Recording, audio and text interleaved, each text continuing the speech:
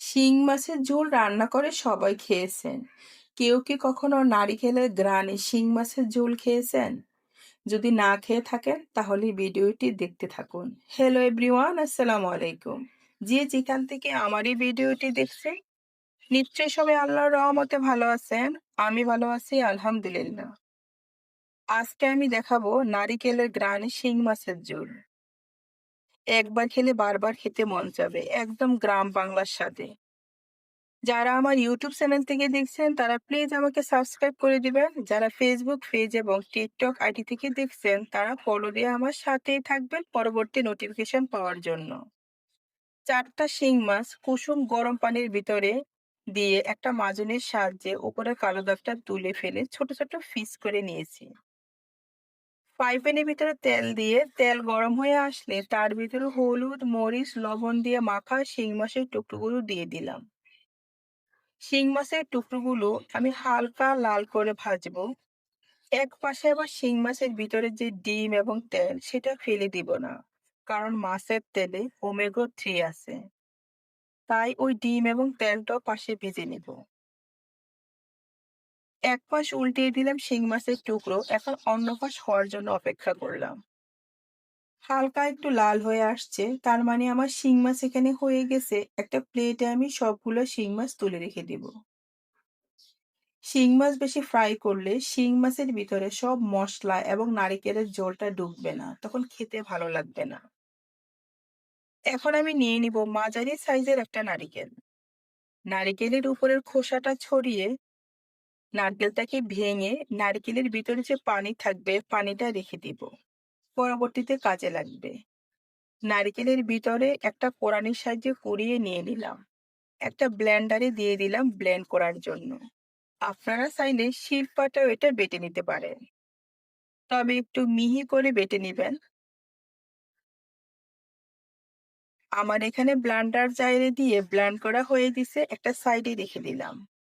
এখন আবার চলে যাচ্ছি চুলার ভিতরে। এখানে 2 টেবিল চামচ পরিমাণে সয়াবিন তেল এবং 1 কাপের মতো পেঁয়াজ কুচি দিয়ে দিব। তেলের পরিমাণটা এখানে কম দিব, যেহেতু নারকেল থেকে তেল বেশি আসবে।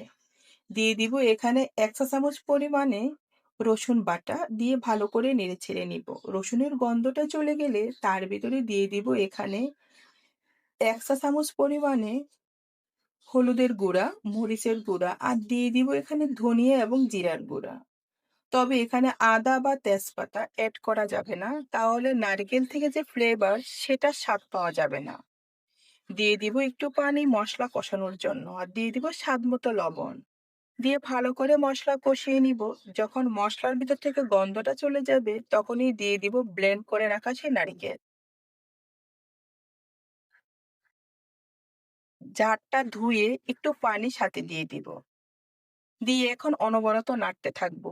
এই পর্যায়ে চুলার আঁচটা কিন্তু মিডিয়াম আঁচে রেখে দিব। হাই হিটে রাখলে কিন্তু নারিকেলের ঝোলটা এদিকে ওদিকে ছিটা চলে যাবে। অনবরত নাড়তে হবে, নাড়া থামানো যাবে না, তা না হলে ভিতরে লেগে যেতে পারে। এই পানিটা শুকিয়ে আসবে এবং নারিকেলের গ্রানটা বেরিয়ে আসবে, তখনই খেতে অনেক দুর্দান্ত হবে। দেখতেই পাচ্ছেন হালকা করে নারিকেলের তেলটা বের হয়ে আসছে, একটু পানিও এখানে নেই। এই পর্যায়ে এসে আমি এখানে 2 কাপের মতো পানি দিয়ে দিব। পানি দিয়ে নেড়েচেড়ে তার ভিতরে যে যেমন ঝালটা পছন্দ করেন সে অনুপাতে কাঁচামরিচ দিয়ে দিবেন। এখন দিয়ে দিলাম শিং মাছের ভিজে রাখা টুকরোগুলো, দিয়ে ডেকে এখানে 10 মিনিট রান্না করব।